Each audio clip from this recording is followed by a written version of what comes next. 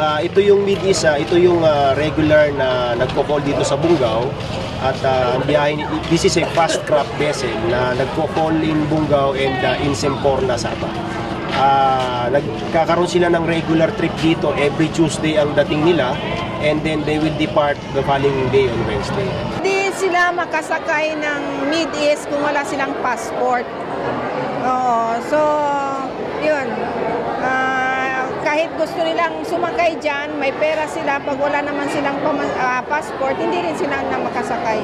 Siguro sila ang last na mag-move out sa Malaysia, yung mga documented. Kasi nga magandang kanilang trabaho, settled na sila, at saka may dokumento sila. Hindi naman naapektuhan yung supply namin dito.